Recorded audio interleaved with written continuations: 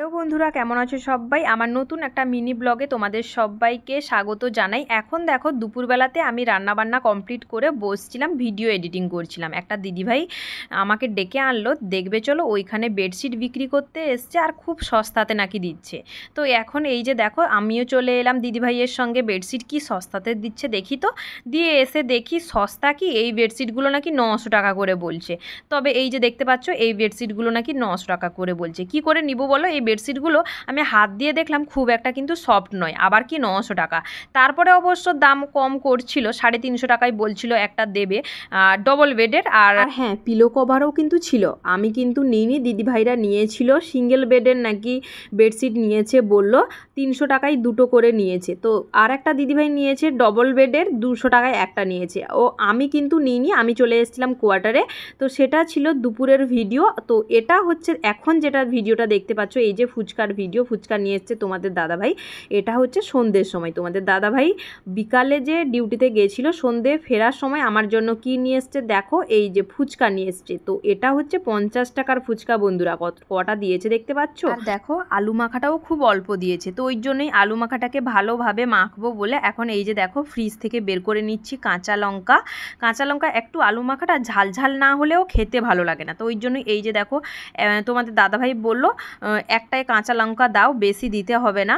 তো এই যে দেখো এখন কাঁচা লঙ্কাটাকে কুচি কুচি করে কেটে নিচ্ছি। আর কাঁচা ছোলা কিন্তু নেই, কাঁচা ছোলা থাকলে ভালো হতো, তবে দোকানে দিয়েছে, অল্পখানিক দিয়েছে।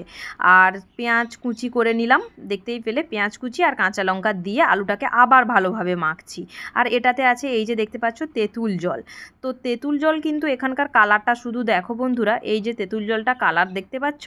এখানে কিন্তু তেঁতুল জলে পুদিনা পাতা দেয়। প্রথম কিন্তু আমি পুদিনা পাতা একদম খেতে পারতাম না, পুদিনা পাতা গন্ধটাই আমি সহ্য করতে পারতাম না। কিন্তু এখন দু একবার খেতে খেতে কিন্তু খুব একটা মানে খেতে পারি না এমনটা নয়, খেয়ে নিই মোটামুটি এখন পুদিনা পাতাটা। এই যে তোমাদের দাদাভাই আবার একটু লবণ দিল, এতটা লবণ দিয়েছে কেন আমি তো নিজেই, আমি মনে হয় জলটা বললাম, জলটা টেস্ট করে আমি বললাম হালকা একটু লবণ লাগবে। তো তোমাদের দাদাভাইয়ের কাণ্ডটা দেখেছো কতটা পরিমাণে লবণ দিয়েছে। যদি জলটা ভালো করে মানে গোলা হতো তাহলে কিন্তু লবণের মানে এত নোনতা হতো, খাওয়াই যেত না। সত্যি কোনো একটা কাজ দিলে যদি ঠিকঠাক মতো করে। তো যাই হোক, শরীরটা ভীষণ পরিমাণে খারাপ, 2 দিন ধরে কিছুই কিন্তু ভালো লাগছে না। বড়বাবু মন ভালো করার জন্যই কিন্তু ফুচকাটা নিয়ে এসছে।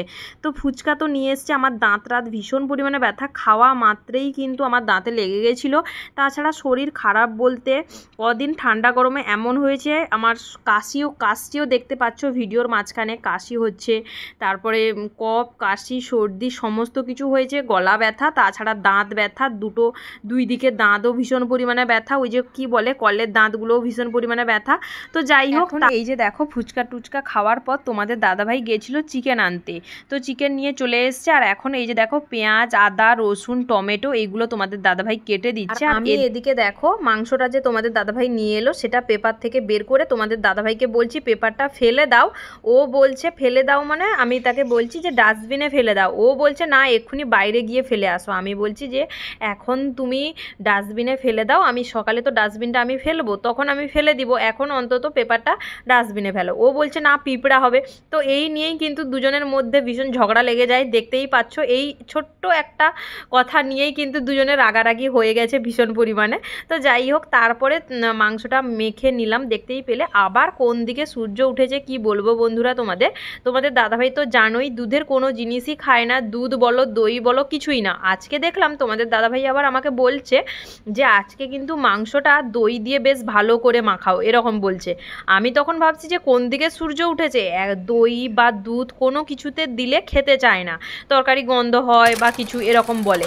আজকে আবার নিজে থেকে বলছে দই টই মেখে চিকেনটা রান্না করো, জানি না বাবা। তো যাই হোক, মন হয়েছে বাবুর, এখন আমাকে রান্না করে দিতে হবে। তো যাই হোক, দই টই দিয়ে ভালো করে এখন আজকে দেখতেই পাচ্ছ।